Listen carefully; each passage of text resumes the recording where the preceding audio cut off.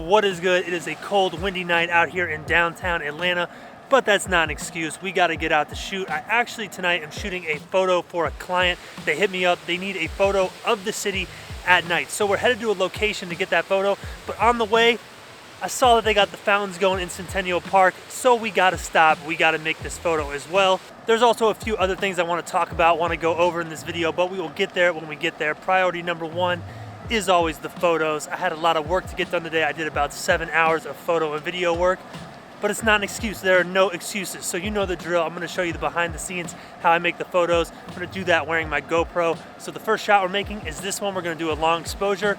Let's jump into GoPro mode now. Yo, what up? We got a voiceover. The fountains were a little bit too loud, so you couldn't hear what I was saying. Right now, getting this tripod going. I use a Manfrotto tripod.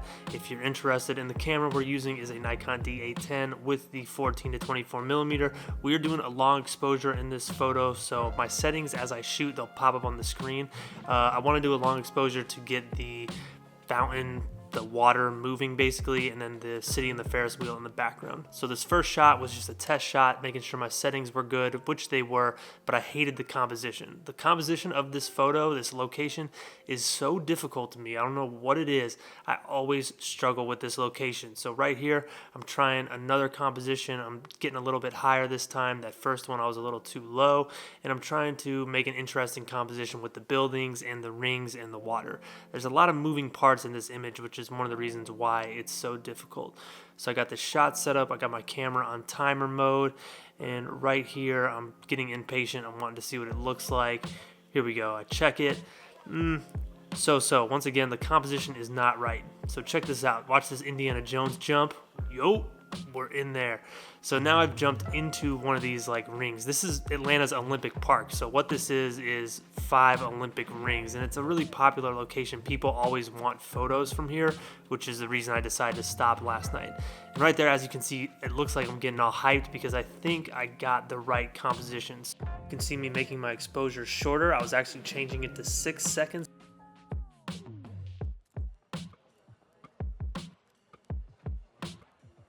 Yeah, I'm just sitting around waiting at this point.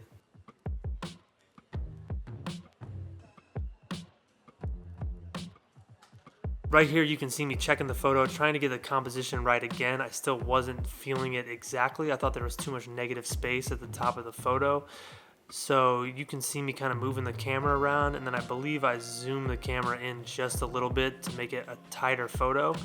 And here we go, I'm taking one more shot right here. Once again, I'm getting hyped because we got all this water going, and I think this is the last shot of this location.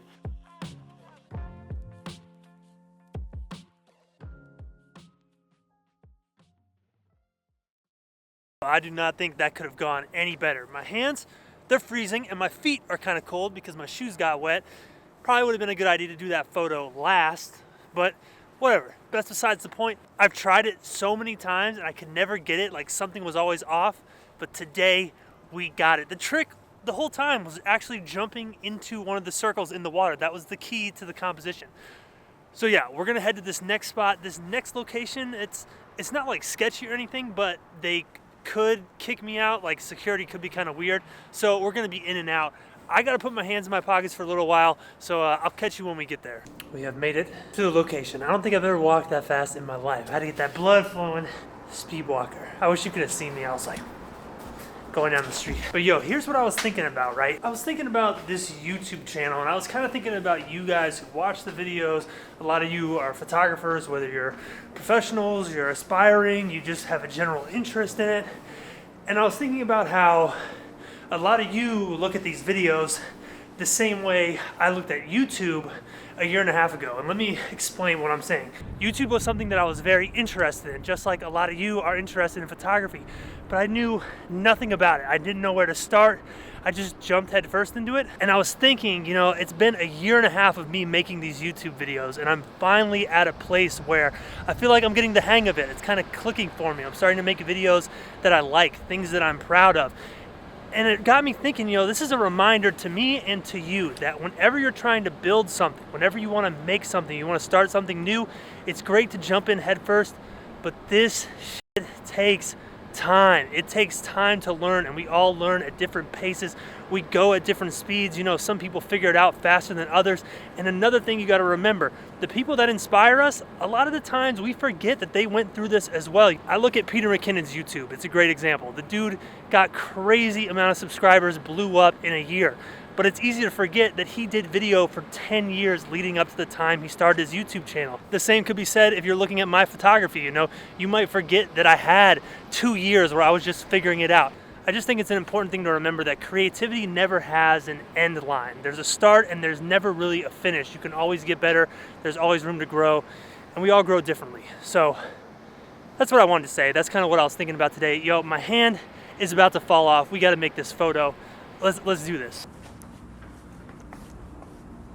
All right, so we will never know how that photo came out because I called it. We got kicked out. It is what it is. I wish I had my GoPro going so I at least could have shown you. So I think we're calling it a night. It's freezing. I really don't want to shoot anymore, so I'll catch you back at the car. Yo, I'm gonna put you onto something right now. Life hack, pro tip, whatever you want to call it. If you're ever in a position like me tonight, security comes up to you, they say, hey, you're not allowed to shoot here. Here's what I always say, all right? I act surprised. That's most important. You have to be like, oh, no more photography? I'm not allowed to do photos here anymore? Something like that. And when they respond, be like, oh, well, I didn't know because the security guard last time told me I was allowed to do this. I don't know if I'm lying or not. Sometimes I've had security guards be like, all right, well, you got like 10 minutes. Other times they tell me to leave like tonight. But it usually ends with them just laughing and being like, all right, get out of here. So let's talk about last night. So if you watch a lot of these videos, you know typically when I'm out shooting, I say I think I got the photo, but I won't know for sure until I go home and look at it in the computer. And of course, last night I'm hyped up. I'm like, yes, I finally got this photo. Don't say anything about the computer. And of course, I get home, I'm reviewing the photos, and I did not get it. That location is like the ultimate challenge for me. I cannot figure out how to capture what I'm seeing in an interesting way. Last night's photo, everything technique-wise, it was all good. If you were following along, you were paying attention to the settings, I stand by those settings. I would shoot it the exact same way.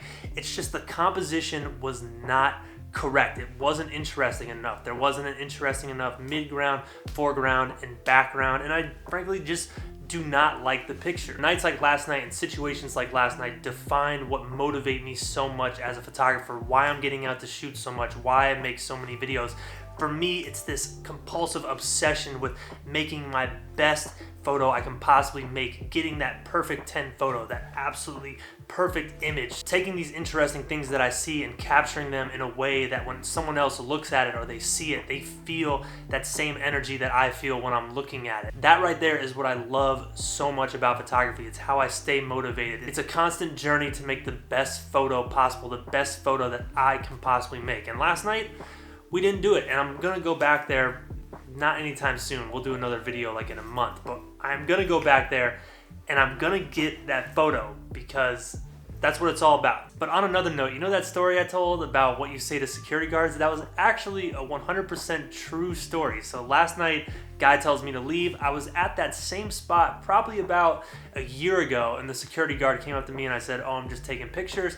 And he was totally fine with it. He said, stay here as long as you want. So I remembered that today, and I was going through my hard drive, and I actually have some photos that will work for that particular client. They're pretty just basic, straightforward, like banner shots of the city, but here they are right now.